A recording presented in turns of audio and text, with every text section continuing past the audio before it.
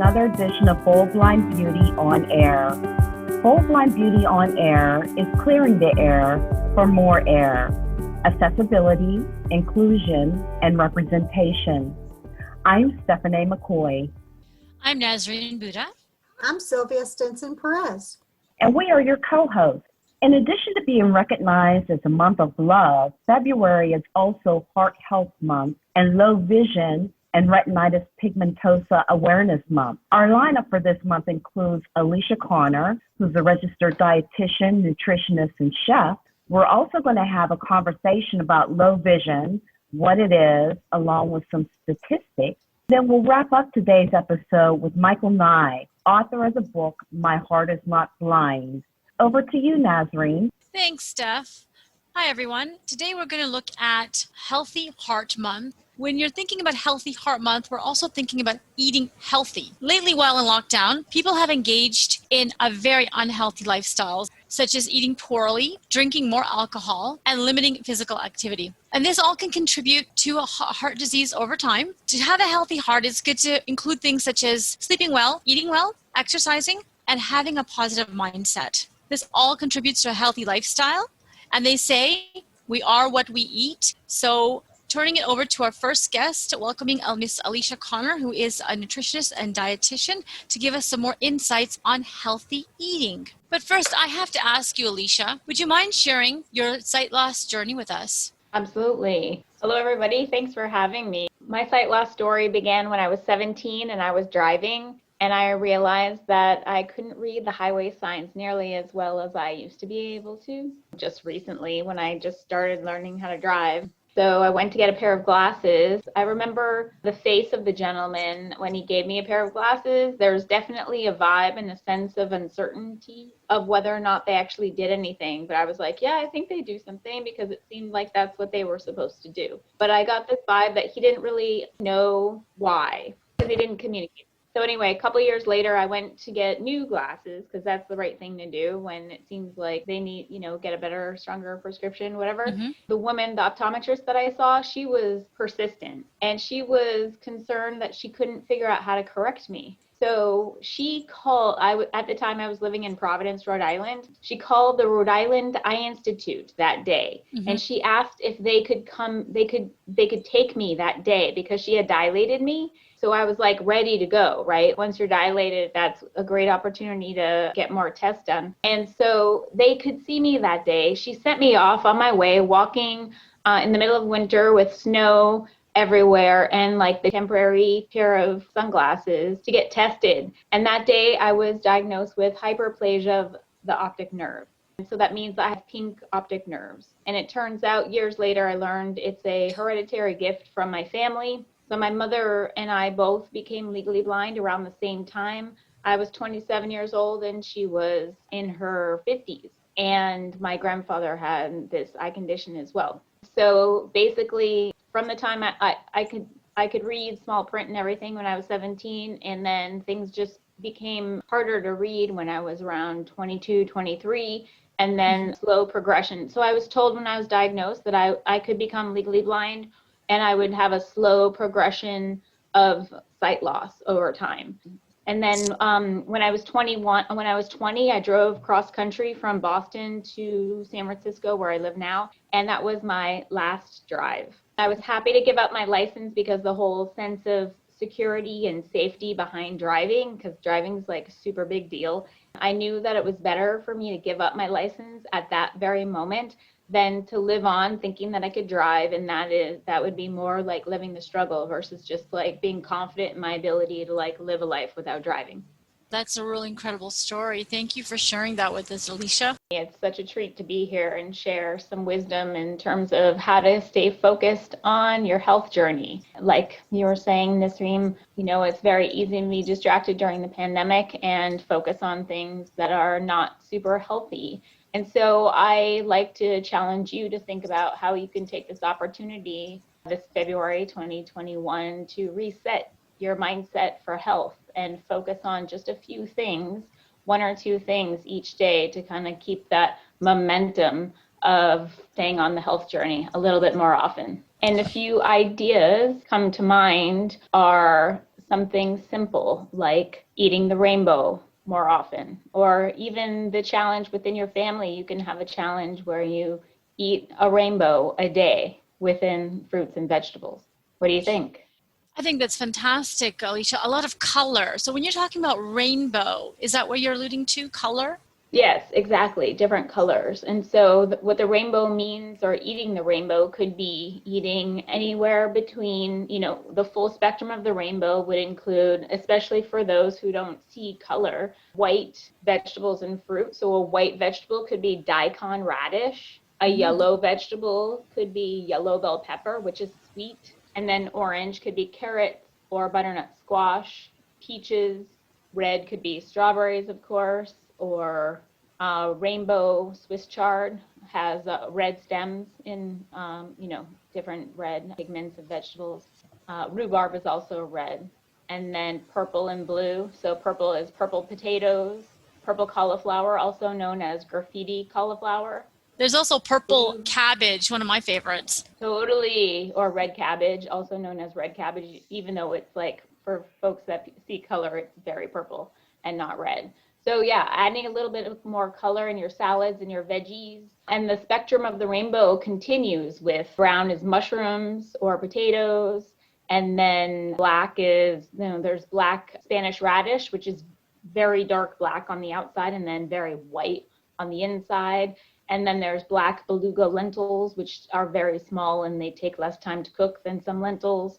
And so thinking about this could be a fantastic game for anybody, whether or not you're just hanging out on your own or if you have a family, to focus on eating healthy more often is using the colors as a guide. I love that, Alicia. Making food fun by adding color and getting the whole family involved. I think what's happening today, it's a great thing to be more engaging in around the dinner table. And also knowing at the end of the day, you're putting in healthy stuff as well, too.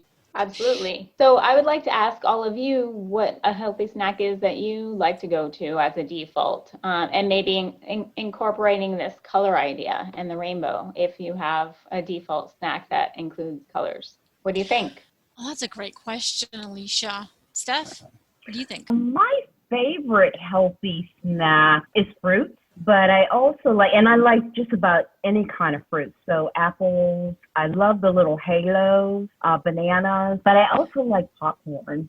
For me, I also love color in anything I eat. I love hummus chips and a good tabbouleh salad with a lot of tzatziki sauce. So I love the Mediterranean side of snacking.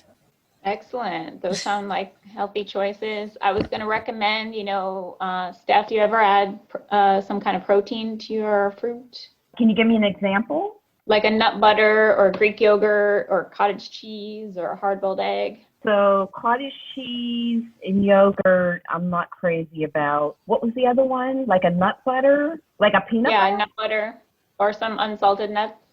Oh, yeah, I could do that. Sylvia, want to Yes. share your healthy snacks with us? Like both of you, I love fruit, especially if I can throw it into a smoothie. And I don't need to add all that extra sugar or anything. I also love bananas and apples with peanut butter. But my go-to addiction is raisins. Are those healthy, Alicia? Well, if you get raisins or dried fruit without any added sugar, that would be the best choice. But I would have your raisins with some kind of protein. Do you add any kind of protein to your raisins? There's a very famous snack that raisins are the mainstay of the snack. Does anybody know what I'm talking about? Is it chocolate? Ants on a log.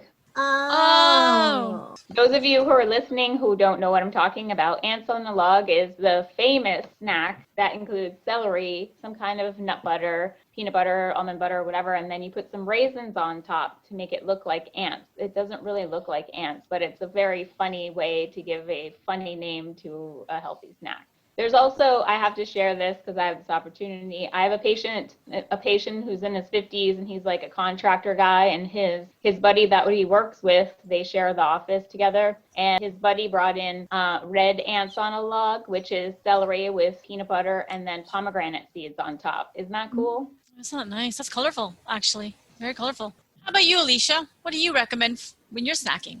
I was just recommending having protein with your fruit or carbohydrate together will help you stay full more, like a little bit longer. So if you had like an apple with a peanut butter or almond butter, whatever your favorite nut butter is, or cottage cheese with fruit, you could even put a little sprinkling of like a very low sugar granola on top for crunch if you're having cottage cheese, or if you're having Greek yogurt. Sometimes I like having like a small portion of something like a hearty salad, like a tabbouleh kind of salad, like black beans with quinoa, and then some like whatever vegetables, whether or not it's in the summer and you have cucumbers and tomatoes available to make like a tabbouleh, or like roasted red bell pepper and Swiss chard and kale mixed up. And so I'll have like a small cup of something like that. So instead of like getting a snack food, I might have a small portion of something, a cup of soup or something else. I think sometimes we get in trouble when we focus a little bit too much on those snack foods, you know?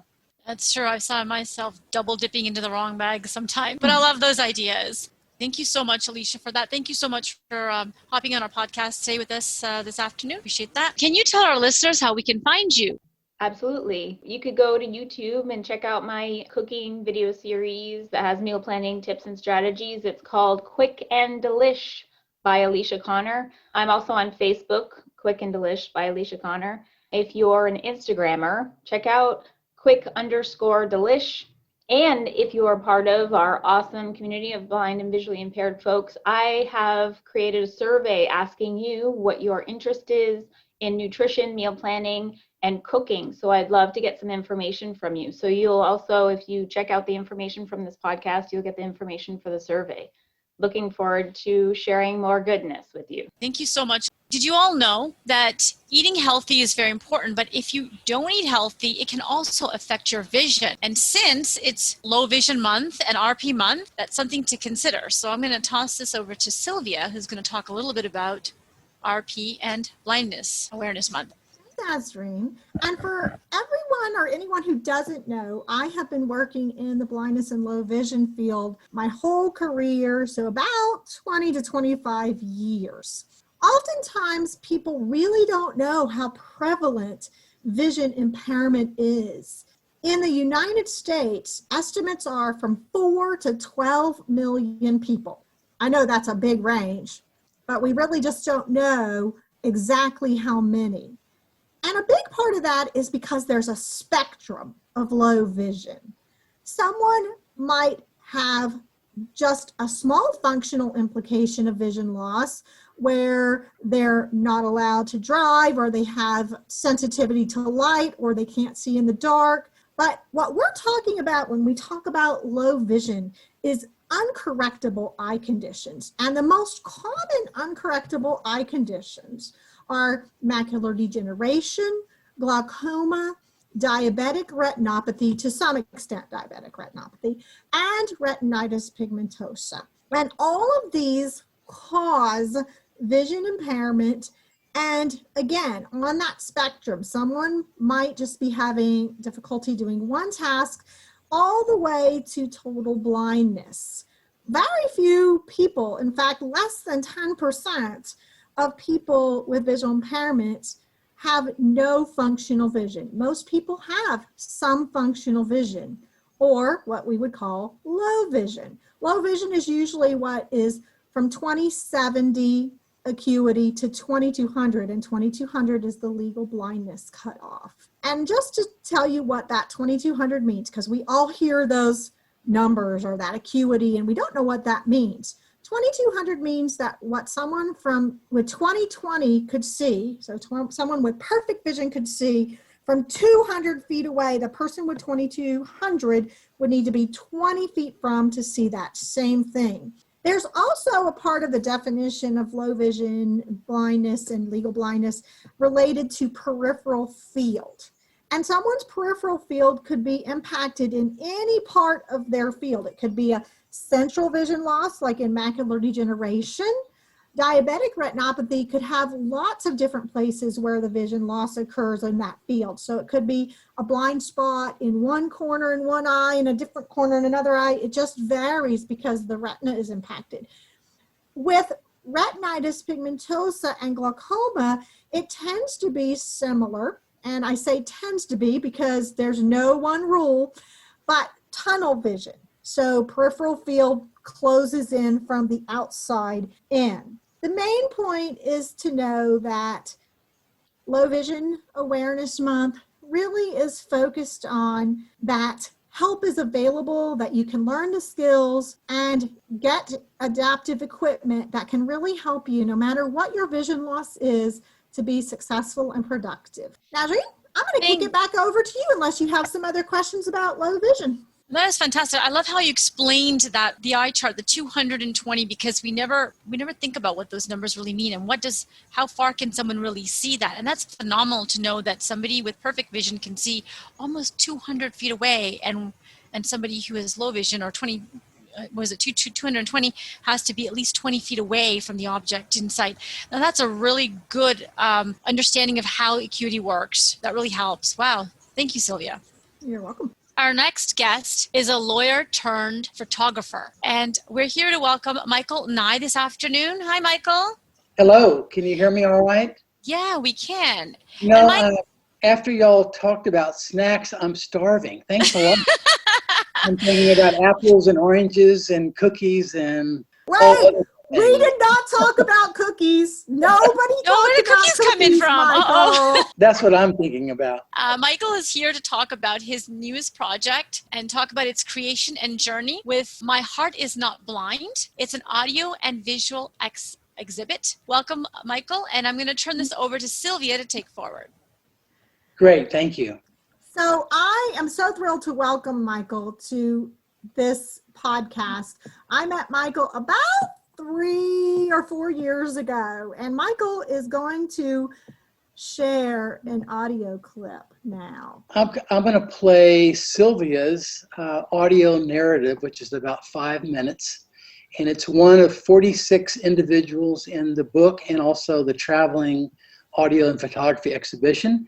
So I will start it now. I am blind, but I am also very visual. I have images in my mind that are saved from when I could see, and I create images by the information that I gather. Even when I travel or I go to the beach, I create an image of what a wave looks like coming in because I remember what it looks like. So based on the sound of it, I create that image. I don't think of myself as a blind woman.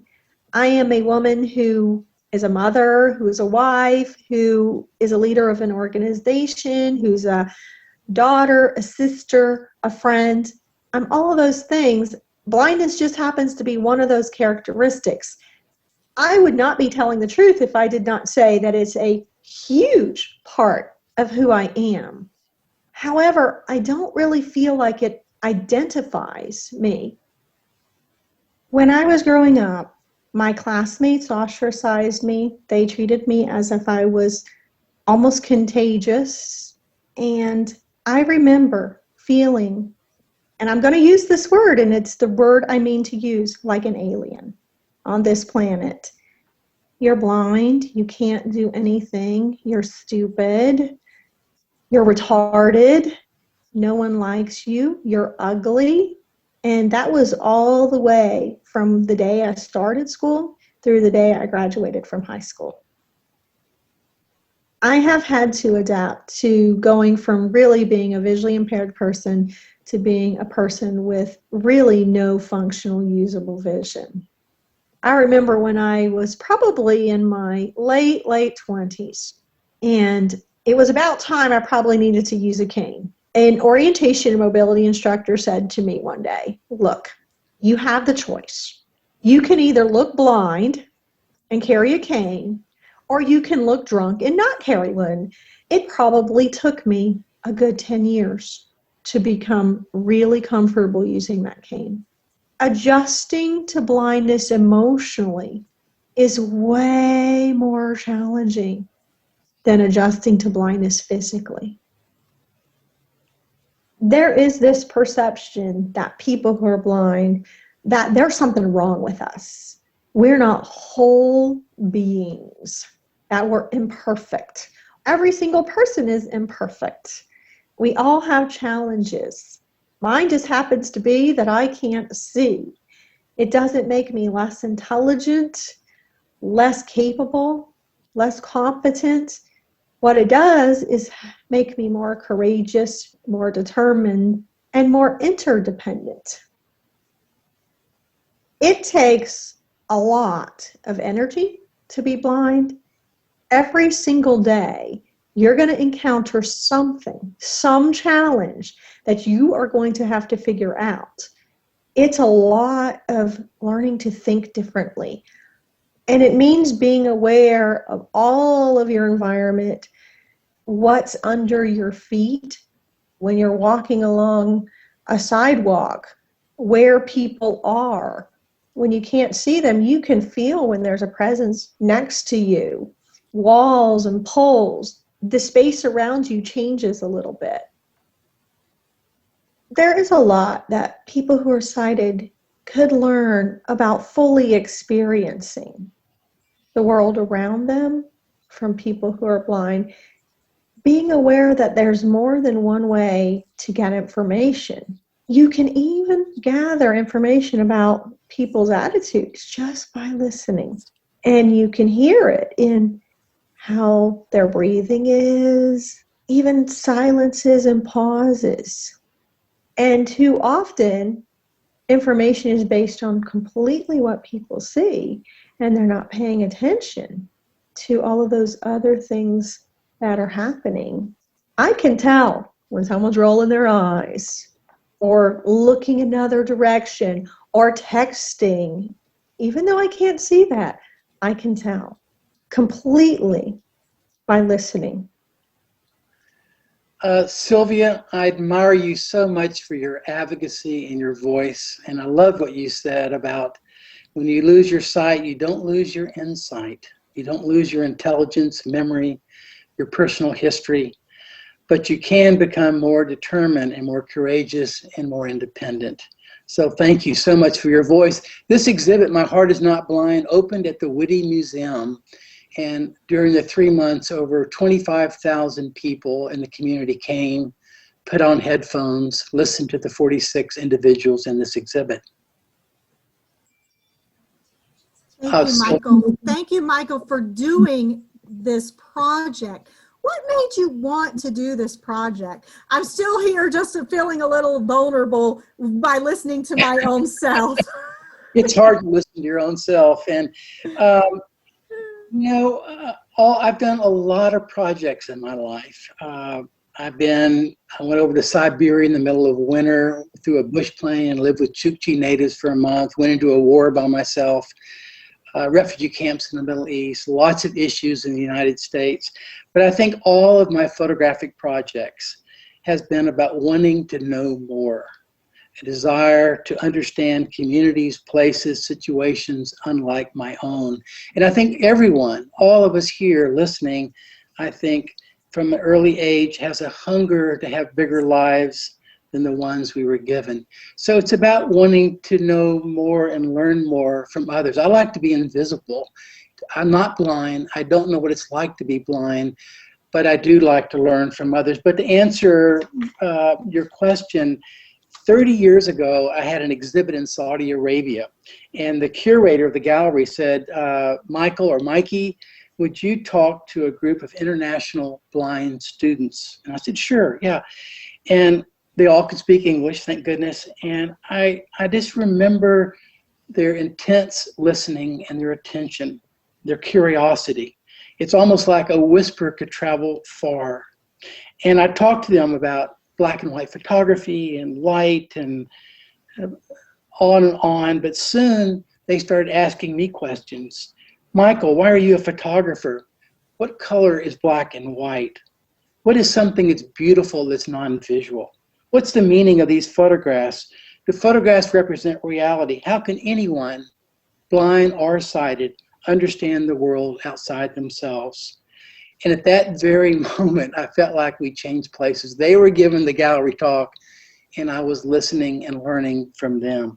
And so it took me quite a while to start, but I knew I wanted to have these conversations. And it took me 7 years to work on this project because it takes time to listen and it takes time to tell a story. Michael, what would you say is the most powerful lesson you learned during Oh this my project? goodness gracious. I'll have to make this short because I could surely go on. I think what it means really to see or to have vision, it means with your whole body, with everything, about being present, mindful, listening like these students did with intensity, a hunger to know more, do more, have deeper compassion and understanding. I do think this project is about, really in some ways, not about blindness at all, but it's about our shared humanity and our shared fragility. And it's about incredible mystery of perception and about adaptation. And I think discrimination grows from the sighted community not understanding or not willing to understand that anyone can adapt to new situations. They just see immediately what happens if they imagine themselves blind, but they don't realize you adapt by learning, but you also, the brain adapts. It rewires itself to favor non-visual thinking and orientation. And so it's about, basically, it's just about understanding and an openness to others. I could definitely go on from there. Well, you are certainly one of the most aware, generous, kind people I have encountered in my life. And I thank you for doing this project because it's been so meaningful and powerful for so many, including myself as a participant. No, thank you, What Sylvia. is next? What's next for My Heart Is Not Blind, your project, your exhibit, the book? What's next? Right now, I'm doing a new project. I'm writing essays right now on old photographic projects, and I'm almost through with that. I've been writing 26 different essays. But on My Heart Is Not Blind, I was lucky. It wasn't me. It was really all of participants received the Balatin Award from the National Federation of the Blind with a really generous sum of money. And I swore at that moment to myself I would use every penny of this money to promote awareness and understanding and so forth. And so because the exhibit only traveled to 6 cities and then we had COVID, so I'm setting up a podcast where I'm going to play all 46 stories and interview some of the people that I can and talk about each story. And they are, I tell you, they're dripping in wisdom and insight. Every single one is profoundly different, original, and profound.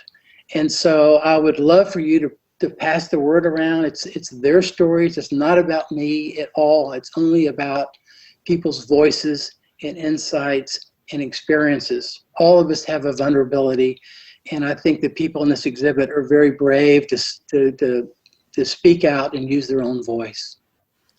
Well, I can't wait to hear all of the stories. I've heard some, but that's going to be an amazing podcast. So everyone, be on the lookout for the My Heart Is Not Blind podcast coming soon.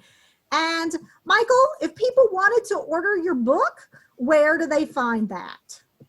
They can find it, just, go online. There's numerous places that sell the book, Trinity University Press, Amazon, and so forth. I just found out last week, I didn't even think of this until you brought it up, but it was the 4th best, let me see here real quick, a non-visual book ever. It was rated the 4th ever any book about non-visual stories or so forth. Which Congratulations. Really, to me, that really talks about the people in this exhibit and the power of their voices. And so I hope people will order it. You'll learn, you'll find strategies, you will think slightly different. These stories are profoundly honest and authentic, and they're not all success stories. What stories are? They're about all of us, about just about life. Thank you, Michael, so much for doing this project. And I encourage everyone to go out and get the book. Look for Michael online because it truly is an amazing project. And I was really honored to be a part of it. So Thank you so Nazreen, much, Sylvia. Thank you for this podcast, and You're thanks for welcome. inviting me on. You're welcome. Nazreen, I'm going to throw it back to you to wrap us up. Thanks, Sylvia. I really appreciate that. Wow, Michael, incredible work there. Really have to check that out, everybody. I want to take this time to thank both Michael Nye and Alicia Connor for being here with us this afternoon for this podcast. Please share this podcast, ask your friends to subscribe, and follow us and join us for our next podcast, Bold Blind Beauty on Air.